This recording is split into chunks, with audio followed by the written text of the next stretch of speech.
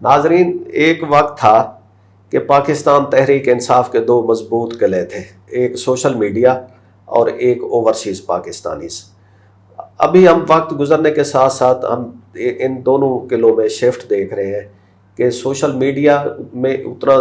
زور بیاں نہیں رہا، اور 3 اگست کو لندن میں پی ٹی آئی نے ایک احتجاج کی کال دی ہوئی تھی عمران خان صاحب کی رہائی کے لیے، تو اس میں ایک ویزیبل کراؤڈ تو تھا،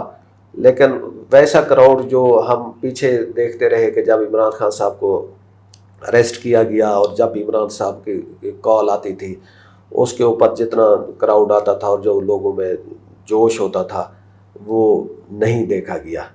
تو یہ شفٹ جو آ رہی ہے اوورسیز پاکستانیز میں، آج ہم اس کو ڈسکس کریں گے ڈاکٹر سہیل بدر صاحب سے۔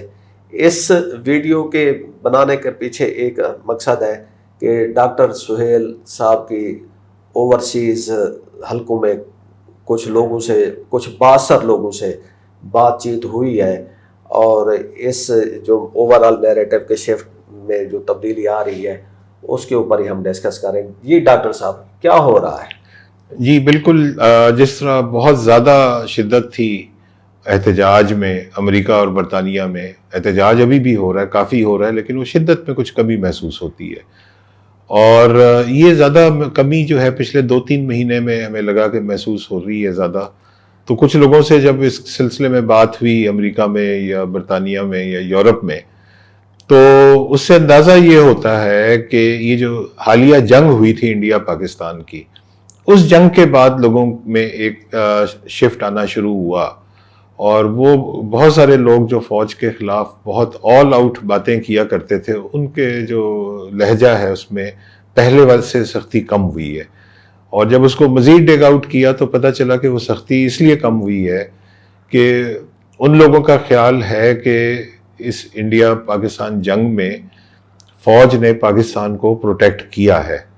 تو سینس آف پروٹیکشن آئی ہے کہ ٹھیک ہے، ہمارے اختلافات اور ہمارے گلے شکوے اور جو ساری ایک اپنی جگہ پہ، اور لیکن چونکہ یہ ایک پروٹیکشن کے لیے انہوں نے ملک کے لیے اہم کردار ادا کیا، تو اب کچھ اس طرح سے وہ ان کی سوچ میں تبدیلی آئی ہے کہ جو پہلے والا رویہ تھا اس کی بجائے کوئی ایسا رویہ ہو یا کوئی ایسا بیانیہ ترتیب پا جائے جس میں یہ تمام معاملات کو افہام و تفہیم کے ذریعے یا بیٹھ کے مل ملا کے اس کو حل کیا جائے، اور ایک ایسا نیا قومی بیانیہ بن جائے، ایک نیا نیو نیشنل نیریٹو جس میں سارے سٹیک ہولڈرز جو ہیں ان کا اپنا اپنا حصہ ہو۔ ڈاکٹر صاحب، ہم اس پوری چیز کو نا ڈسیکٹ کر لیتے ہیں 2 حصوں میں۔ ایک ہے پی ٹی آئی کی سپورٹ، اور ایک ہے اینٹی اسٹیبلشمنٹ جو ایموشنز تھے۔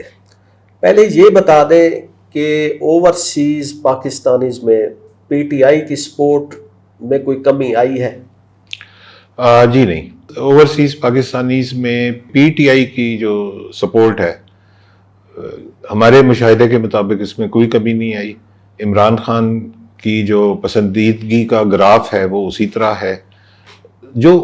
پی ٹی آئی کے کانٹیکسٹ میں جو سپورٹ میں کمی نہیں ہے، لیکن تشویش کا ایلیمنٹ ہے کہ ان کے خیال میں عمران خان پچھلے 2 سال سے جیل میں ہے، تو وہ یہ چاہتے ہیں کہ کوئی ایسا کوئی راستہ نکالا جائے کہ وہ جیل سے باہر آئیں۔ اچھا، پی ٹی آئی جو ہے نا اس کی مقبولیت اسی طرح برقرار ہے۔ اب ہم دوسری طرف آ جاتے ہیں، اوورسیز پاکستانیز کے جذبات میں جو اینٹی اسٹیبلشمنٹ جو تھا ایلیمنٹ، اس میں کوئی شفٹ آیا ہے؟ جی بالکل، اس میں شفٹ دیکھا جا رہا ہے، اور جو شدت تھی، اور بعض جگہوں پہ شدت کافی زیادہ تھی، اس میں کمی آ رہی ہے۔ اور چونکہ وہ کھل کے بولتے تھے، وہ باہر بیٹھے ہوئے لوگ تھے، تو وہ جو ڈومیسٹکلی کچھ لوگ اتنا زیادہ ایکسپریس نہیں کر سکتے، تو وہ بہت ہی جو حد سے آگے جا کے،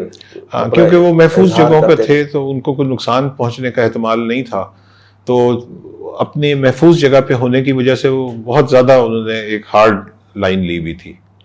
تو اب وہ ایک بیلنسڈ اپروچ کی طرف جا رہے ہیں۔ ہاں، میں اس کو براڈر پکچر کی طرف جانا کہوں گا کہ اب اس طرح کی سوچ ڈیولپ ہو رہی ہے کہ فوج سمیت تمام جو سیاسی پارٹیاں ہیں ان کو مل کے چلنا چاہیے اور کوئی نیشنل نیریٹو نیا بنانا چاہیے کہ فوج یا اسٹیبلشمنٹ جو ہے اس کے خلاف بات نہ ہو، اور آبویسلی ان کی یہ جو خواہش ہے کہ وہ اس کی مداخلت نہیں ہونی چاہیے، وہ اپنی جگہ پر قائم ہے۔ بہرحال ہم نے ڈاکٹر صاحب یہ تو دیکھا ہے کہ جس طرح ہماری پوری قوم کو کرکٹ یونائٹ کرتی ہے، اسی طرح یہ جو وار ہے جو پچھلے دنوں 4 دن کی وار ہوئی ہے، اس نے بھی پاکستانی قوم کو ایک اس پہ یونائٹ کر دیا۔ اس میں کوئی سیاسی جو اختلافات تھے اور جو سیاسی ہماری باؤنڈریز وہ ساری ختم ہو گئی۔ اس وقت پوری کی پوری قوم جو ہے نا وہ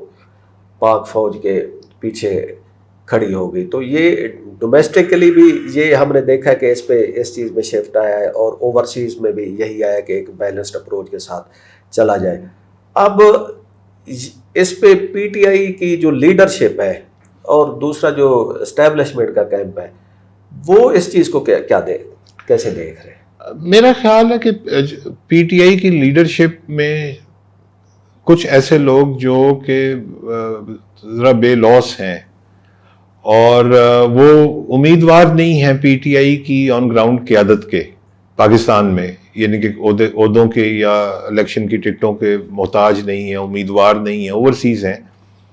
وہ بہت خلوص دل کے ساتھ چاہتے ہیں کہ سختی کا دور عمران خان پہ کم ہو،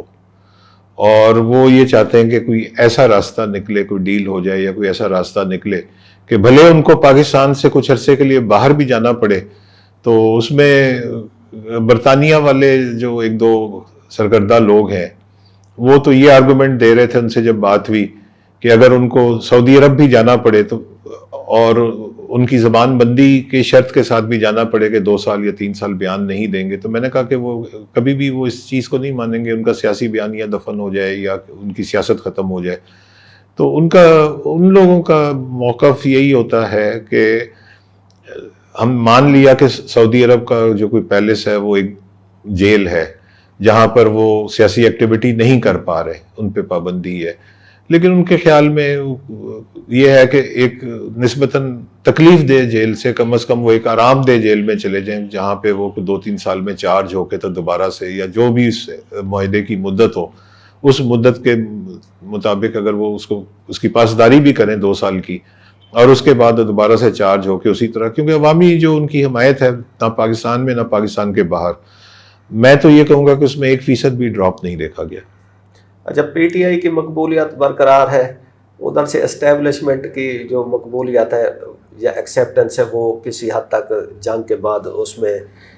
ایک اضافہ دیکھنے میں آیا ہے، کیونکہ ہم بھی یہی دیکھتے ہیں کہ پولیٹکس تو ہوتی رہتی ہے، لیکن جو کنٹری ہے، جو کنٹری کی پروٹیکشن ہے، سیکیورٹی ہے، وہ سب سے پہلے ہونی چاہیے۔ اور اس جنگ میں جو پاک افواج ہیں انہوں نے عوام کو مایوس نہیں کیا اور پوری دنیا میں پاکستان کا جو سر فخر سے بلند کر دیا ہے۔ بالکل، اس میں ذاتی طور پہ میری ایک رائے رہی ہے، بہت عرصے سے ہے، کہ 2006 میں بے نظیر بھٹو اور نواز شریف نے ایک چارٹر آف ڈیموکریسی سائن کیا تھا انگلینڈ میں، دونوں اس وقت ایگزائل میں تھے لنڈن میں، تو وہ خیر وہ ایک الگ سٹوری ہے کہ وہ جب آ گئے واپس 2008 کے بعد تو وہ اس پہ عمل نہیں کر سکے، اور وہ چارٹر آف ڈیموکریسی پریکٹیکلی جو ہے وہ اس پہ عمل نہیں ہو سکا۔ لیکن میں سمجھتا ہوں کہ اگر پاکستان میں چارٹر آف ڈیموکریسی کی ایک اور کوشش کی جائے، فیز 2 کہہ لیں یا 2.0 کہہ لیں، جس میں چونکہ اس وقت پاکستان میں جو پی ٹی آئی ہے وہ ایک بڑی سیاسی قوت ہے، بلکہ سب سے بڑی سیاسی قوت ہے، تو ایک نیا چارٹر آف ڈیموکریسی اگر دوبارہ سے تحریر ہوتا ہے اور اس میں پی ٹی آئی کو بھی شامل کیا جاتا ہے، اور پھر اس کے بعد پچھلی والی کہانی دہرائی نہیں جاتی جس میں اس پہ عمل نہیں ہوا تھا، اس دفعہ اس کے لیٹر اینڈ اسپرٹ پہ عمل کیا جاتا ہے، تو شاید پاکستان میں آگے تمام سٹیک ہولڈرز جو ہیں وہ ایک ساتھ مل کے چل سکیں۔ جو 2006 کا چارٹر آف ڈیموکریسی ہوا تھا وہ ہوا تھا پولیٹیکل پارٹیز کے درمیان۔ یہ جو نیا چارٹر آف ڈیموکریسی کی ہم بات کرتے ہیں تو اس میں اب پی ٹی آئی چاہتی ہے کہ اس میں اسٹیبلشمنٹ کو بھی ایک اسٹیک ہولڈر کے طور پہ لیا جائے، بلکہ وہ تو یہ کچھ چاہتے ہیں کسی حد تک کہ پولیٹیکل پارٹیز اور اسٹیبلشمنٹ کے درمیان یہ معاہدہ پایا جائے. تو اس صورتحال سے اب کیسے نمٹیں؟ جی میں اس نظریے کا حامی ہوں کہ ہمیں ریئل پولیٹک کرنی چاہیے، اور جو ایک اکیڈیمک پولیٹکس ہے، ہم بڑی بڑی یعنی کہ کتابی باتیں تو کر سکتے ہیں کہ جی یہ صحیح ڈیموکریسی ہے یا یہ صحیح ڈیموکریسی نہیں ہے، لیکن ریئل پولیٹک اور جو پاکستان کے جو آن گراؤنڈ سچویشن ہے، حالات ہیں، تو ایسی مثالیں ہیں. مثال کے طور پہ فرانس جو ہے اس وقت 5th ریپبلک ہے، اور 5th ریپبلک کا مطلب یہ کہ 5واں آئین جو ہے چل پڑا. جب 5واں آئین چل پڑا تو اس کا مطلب پہلے 4 نہیں چلے تھے. جو 1st ریپبلک، 2nd، 3rd اور 4th ریپبلکس تھیں، مختلف دورانیہ لمبا ہے، لیکن وہ بار بار مطلب کرتے کرتے کرتے ایک سٹیج ایسی آئی کہ 1955 میں جب یہ جنرل ڈی گول نے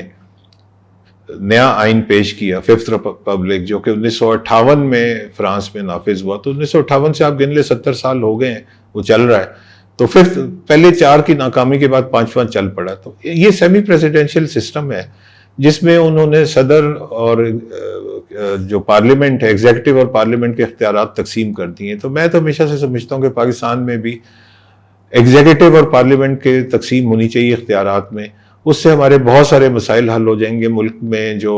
اسٹیبلشمنٹ کی طرف سے بار بار مداخلت ہوتی ہے وہ نہیں ہو سکے گی، کیونکہ ان کو ایک سائٹ پہ جو 3-4 چیزیں چاہتے ہیں، جیسے مثال کے طور پہ وہ چاہتے ہیں کہ ان کا کنٹرول جو ہے وہ ڈیفینس پہ ہو، فورن افیئرس پہ ہو، فائنانس پہ ہو، انٹیریئر پہ ہو،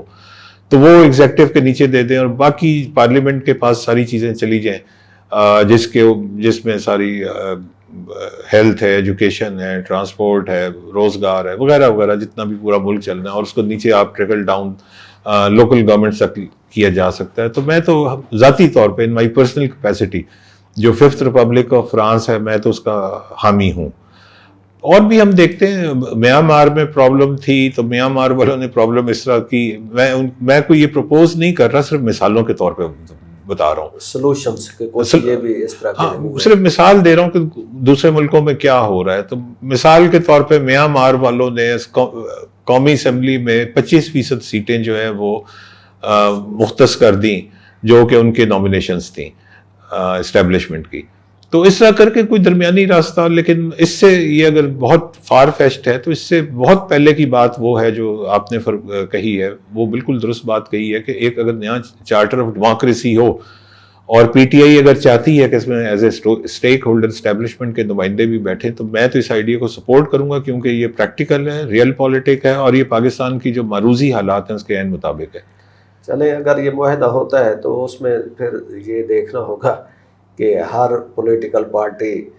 وہ اسٹیبلشمنٹ کی ہی خوشنودی کے لیے نہ کام کر رہی ہو، اور جو ہمارا ایک خواب ہے جمہوری پاکستان کا وہ پھر کہیں پیچھے نہ رہ جائے. تو اگلی ویڈیو تک ہمیں اجازت دیجیے. خدا حافظ.